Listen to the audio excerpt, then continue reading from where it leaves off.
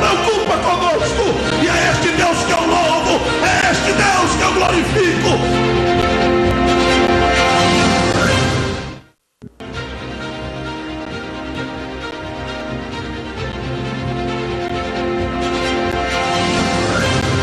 Segundo princípio para uma fé ativa: o primeiro é crer, o segundo é compreender. E o que é que eu preciso compreender para que a minha fé se torne uma fé ativa? Eu preciso compreender que a força espiritual que eu preciso, e eu não sei quantos aqui precisam de força espiritual, não sei quantos precisam ser renovados espiritualmente nesta manhã. Eu não sei quantos vieram aqui para serem renovados espiritualmente nesta manhã. Mas para aqueles que precisam desta renovação espiritual, nós precisamos compreender que a força espiritual que nós precisamos vem da capacidade que nós devemos ter de esperar no Senhor. Não foi o texto que o pastor Eliseu leu hoje? Sobre a paciência. A paciência gera o quê? Esperança. Quando nós esperamos no Senhor pacientemente, nós estamos dando a demonstração de que nós cremos que Ele é capaz de fazer o que nós precisamos. Salmo 5 é muito interessante. O que diz aí o Salmo 5? Esperei com paciência no Senhor, e Ele se inclinou para mim. É isso? Dá ouvidos às minhas palavras, ó Senhor. Atende à voz da minha meditação. Esse é o Salmo 5. Vocês estão bons de Bíblia, hein? Esperei com paciência. Qual salmo é, meu irmão? Mas todo mundo respondeu comigo, né? Como diz o Salmo 5, esperei com paciência. Faltou falar: o Senhor é o meu pastor, nada me faltará. Eu fiz isso propositadamente porque o Salmo 5 também é uma referência a esperar. O que diz o verso 3 do Salmo 5? Pela manhã ouvirás a minha voz, ó Senhor. Pela manhã me apresentarei a ti e vigiarei. Essa palavra no original hebraico, a melhor tradução para ela não seria vigiar, mas seria esperar. Este verso deveria estar escrito da seguinte forma: pela manhã me apresentarei ao Senhor e ficarei esperando. Eu não sei se alguém tem a Bíblia com essa versão. Tem aí? Aqui no púlpito tem alguém? Com esperar? Tem aí? Olha lá. Tem lá, tem aqui, tem lá. Pela manhã me apresentarei ao Senhor e ficarei esperando. Sabe por quê? Isto é uma orientação para nós. Quando a gente levanta de manhã e ora pedindo a Deus orientação para o nosso dia de trabalho, mas a gente já acorda atrasado, cheio de vontade de tomar café, pão com manteiga, não é isso? A gente faz aquela oração que a gente diz as palavras todas pela metade, né? Jesus, estou aqui, me abençoa, amém. Senhor, eu preciso da tua orientação. Me orienta hoje, Senhor, eu confio em ti. E levanta e sai correndo. O Senhor diz: ei, vem cá, espera aí, Deus te dá a orientação. Aí chega no final do dia, a gente reclama com Deus que nada deu certo. Mas você não esperou Deus te orientar, irmão. Você orou e saiu correndo para comer o pão na chapa, meu irmão, e Deus ficou esperando. Está te esperando até agora lá, meu irmão. Aí o salmista diz: pela manhã eu buscarei ao Senhor, mas ficarei esperando o quê? A orientação de Deus. O que você quer para a sua vida? Deus tem a orientação que você precisa. Mas aí a gente ora e vai buscar solucionar os problemas com os nossos recursos. Vai procurar solucionar os problemas com a nossa influência. E às vezes o nosso recurso, a nossa influência não são suficientes para que o Senhor, ou para que o problema seja resolvido. Mas quando você espera no Senhor, você renova a sua força espiritual. Por que que Isaías no capítulo 40 e verso 31, ele diz: os que fazem o quê? Espero. Pode repetir que agora está certo, não vou enrolar vocês agora não. Os que esperam no Senhor farão o quê? Renovarão as suas forças, subirão com asas como águias, correrão e não se cansarão, caminharão e não se fatigarão. Esta palavra é para esta manhã. O Senhor te trouxe aqui para renovar as suas forças. Você vai sair daqui renovado pelo Espírito de Deus para enfrentar uma semana que será de vitória. Agora, este subir aí não é no sentido literal, ninguém vai sair voando por aí. Se bem que tem gente que até gosta de voar. E tem outros que vê anjo voando, né? Ah, tá cheio de anjo voando aqui. Vai ter que ter um aeroporto para anjo, meu irmão.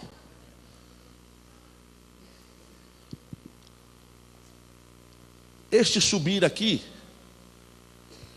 é no sentido de fortalecimento para enfrentarmos a caminhada até o fim.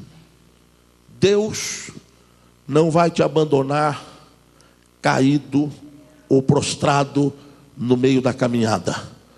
O Espírito do Senhor vai fortalecê-lo. A mão do Senhor vai fortalecê-lo. E você vai ser colocado de pé para enfrentar a caminhada. Há um texto, nós sei porque que nós lemos muito Romanos hoje.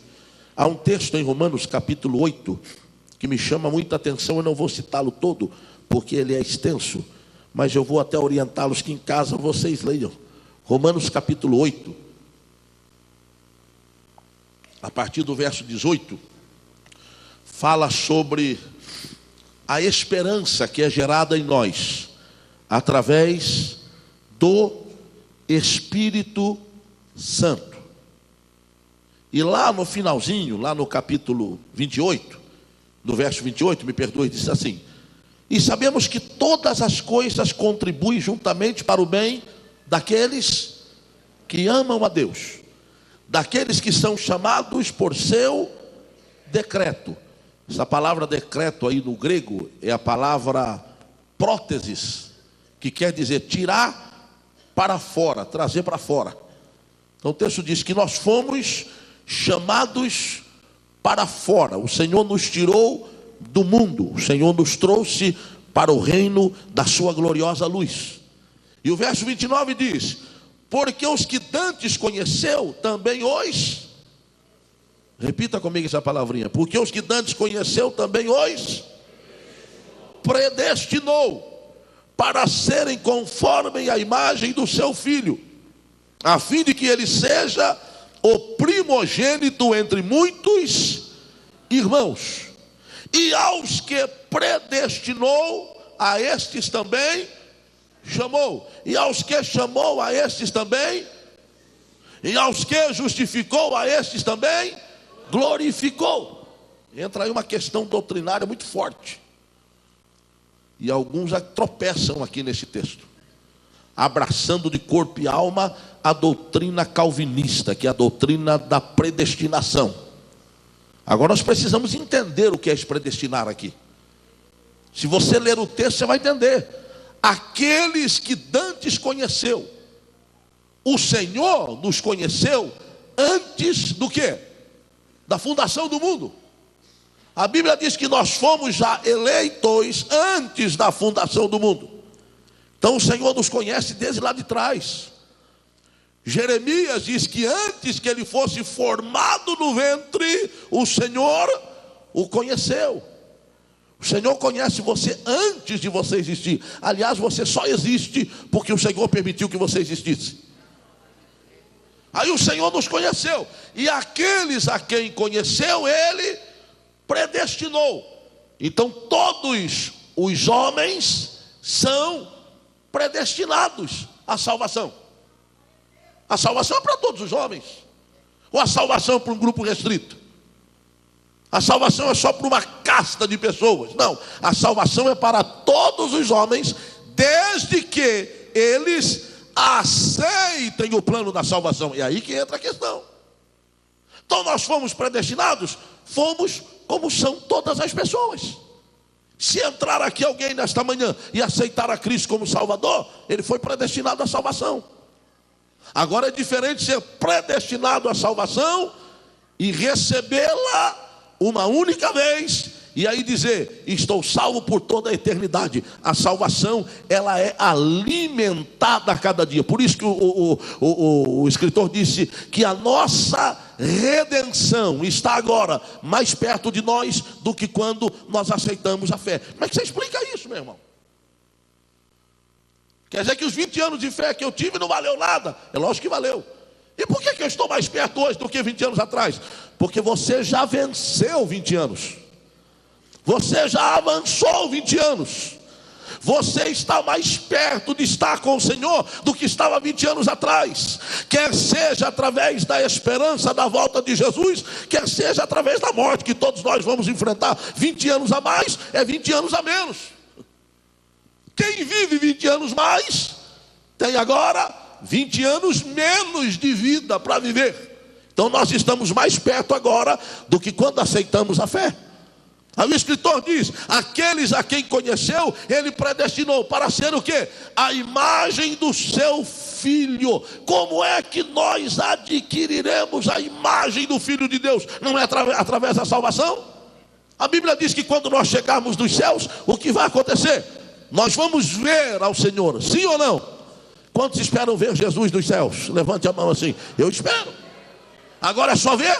A Bíblia diz que nós o veremos e seremos semelhantes a Ele. Quem será semelhante a Ele? Aqueles que preservarem a salvação que um dia receberam através do sacrifício de Cristo. Aí o escritor continua dizendo, e aqueles que predestinou, quem são esses predestinados? Nós que aceitamos o plano da salvação. Estes foram chamados para estar com o Senhor, chamados através da bênção da salvação, da bênção do perdão dos pecados. E aqueles a quem chamou, a estes também justificou, pagou os seus pecados, pagou as suas dívidas. Escute, você não deve, em questões espirituais, você não deve mais nada a ninguém. Jesus já pagou a sua conta, Ele já assumiu a sua dívida. Se você pode entender isto, levante a sua voz e dê glória a Deus. Mas aí Paulo diz, e aqueles a quem justificou, a estes também glorificou. Dá para adorar a Deus ou é difícil? Nós somos glorificados em Cristo. Amém?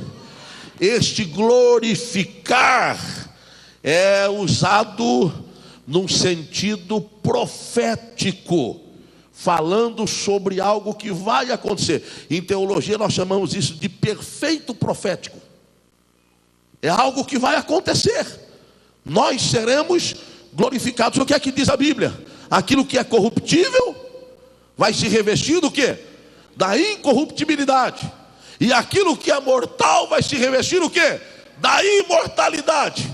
Aí nós vamos poder dizer, tragada definitivamente foi a morte na vitória. Isto é glorificar. Mas o texto diz que Ele glorifica agora. Por quê, queridos? Porque nós já sentimos o gozo desta glorificação à medida que vamos esperando em Deus. Vou dar um exemplo prático para você. Você já não encontrou com alguém que disse, estou cheio de dor, estou cheio de doença, mas eu estou feliz, porque no céu para onde eu vou, não vai ter mais doença. Não é assim? Estou com um problema na casa onde eu moro, quando chove, chove dentro. Quando é frio, o frio toma casa. Quando é calor, eu não aguento ficar dentro de casa. Mas eu estou feliz, porque eu vou para o céu. E lá não tem nada disso. Não é sentir antecipadamente o gozo que está preparado para nós ali? E isto não gera em nós esperança? Você não está servindo a Deus porque você tem a certeza de que há um lugar melhor para você? Queridos, isto gera em nós força espiritual. É por isso que o diabo quebra a cara sempre quando ele coloca ou tenta colocar no caminho de um crente algum obstáculo. Obstáculo no nosso caminho não rouba a nossa fé, mas aumenta a nossa esperança e a certeza de que lá no céu nós estaremos livres de tudo isto. Se você entende, levante o seu braço, solte a sua voz e adore a Deus nesta manhã. Terceiro princípio fundamental para uma fé ativa, sabe qual é? Confiar. Primeiro, eu creio. Segundo, eu compreendo. Terceiro, eu confio. Sabe o que é que eu preciso confiar? Que Deus protege os justos, em detrimento do julgamento e da ira que derrama sobre os injustos. Se eu sou justo, eu tenho a proteção de Deus. Quantos justos nós temos aqui hoje? Eu quero ver. Será, meu irmão?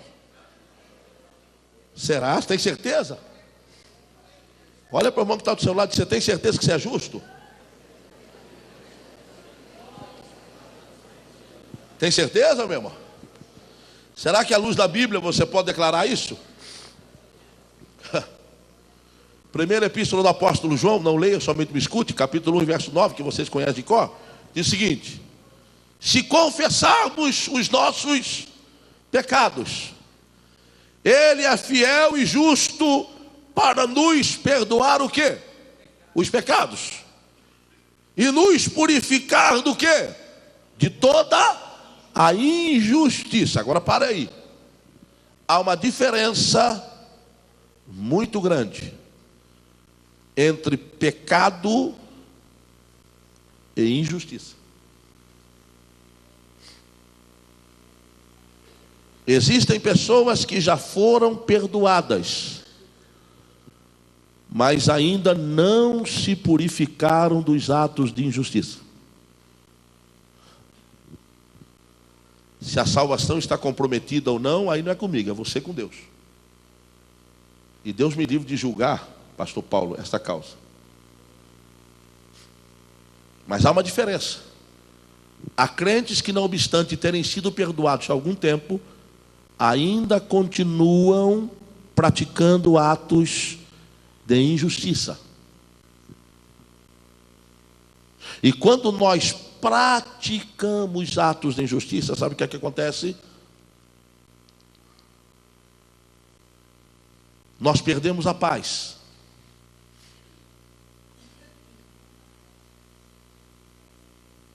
A gente não consegue dormir de noite. Você já viveu isso alguma vez na sua vida? De cometer alguma coisa? De cometer alguma coisa e perder o sono? Se você pudesse voltar atrás, você voltaria, procuraria aquela pessoa, pastor Eliseu, dizia: olha, me perdoe, meu irmão, eu preciso dormir. Atos de injustiça nos roubam a paz.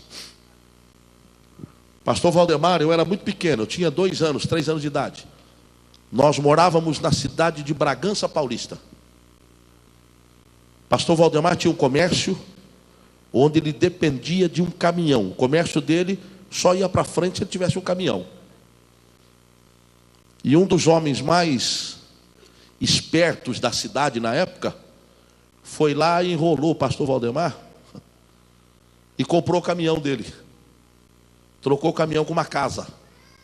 Meu pai chegou em casa todo feliz, contando para minha mãe que tinha comprado uma casa. Minha mãe disse: o que você fez? Troquei o caminhão. Minha mãe disse: muito bem, né? E agora você vai trabalhar como? Se não tem o caminhão. Nós temos uma casa, mas vai comer o quê? Se não tem trabalho. E só aí caiu a ficha do pastor Valdemar. E era um homem extremamente esperto para negócios. Era conhecido na cidade. Esperto até demais, meu irmão. E o pastor Valdemar foi para a igreja orar a Deus, foi para o culto. E quando ele estava cultuando ao Senhor, adorando a Deus no templo, alguém foi lá chamar o pastor Valdemar, disse que alguém queria falar com ele na porta. Ele tentou desfazer o negócio, o homem não quis. Não, negócio é negócio e fim de conversa. Até porque o negócio era muito bom para o homem, não para ele. Quando meu pai sai, o homem estava lá e disse: "Ô Valdemar, eu vim aqui porque eu fui para casa, mas não consegui ter paz. Coloquei a comida na mesa, mas não consegui comer.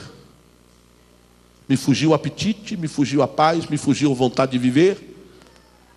E eu vim aqui para desfazer o negócio. Está aqui a chave do seu caminhão, o caminhão é seu. Fique em paz, não há nada entre nós." E aí a minha família adorou a Deus. Queridos, tem muita gente praticando atos de injustiça por aí, mas eu quero adorar a Deus nesta manhã, porque quando o Espírito do Senhor entra na nossa vida, nós não fazemos justiça com as mãos, nós esperamos na intervenção de Deus.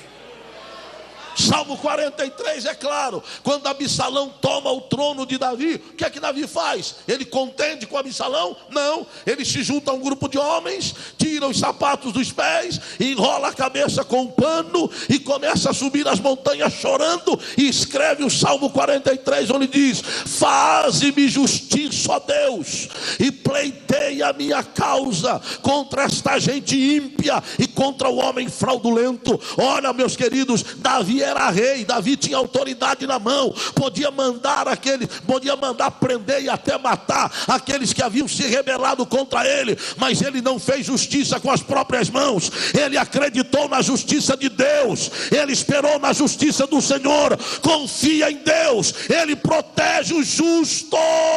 Se você é justo, há uma proteção de Deus para a sua vida.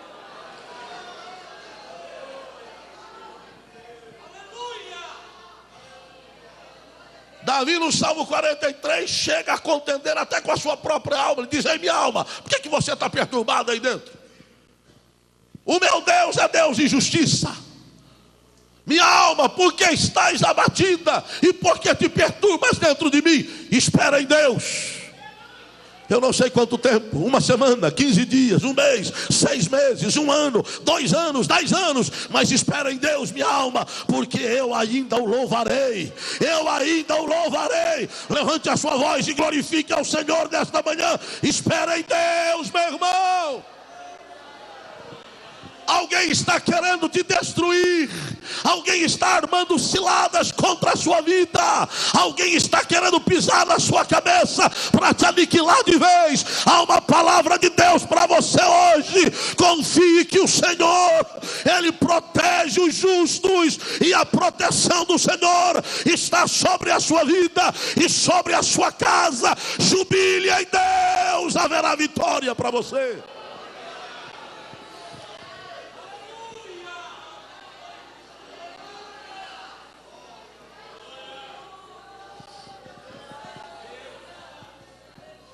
Deus me livre de lançar maldição contra quem quer que seja, mas a história não me deixa pensar diferente.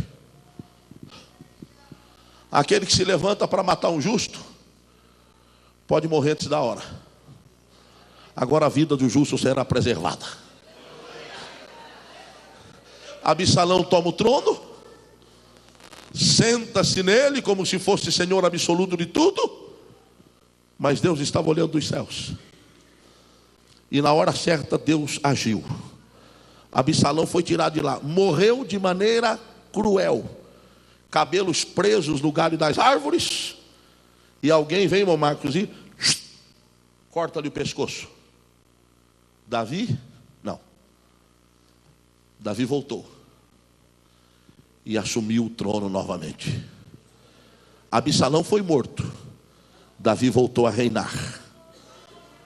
Eu repito, Deus me livre de lançar maldição com quem quer que seja, mas deixe uma palavra de alerta: perecem aqueles que se levantam contra os escolhidos de Deus. Dá uma olhadinha para a pessoa do seu lado e diz: se você é escolhido, descanse. Não estou aguentando mais, pastor. Vai aguentar um pouquinho.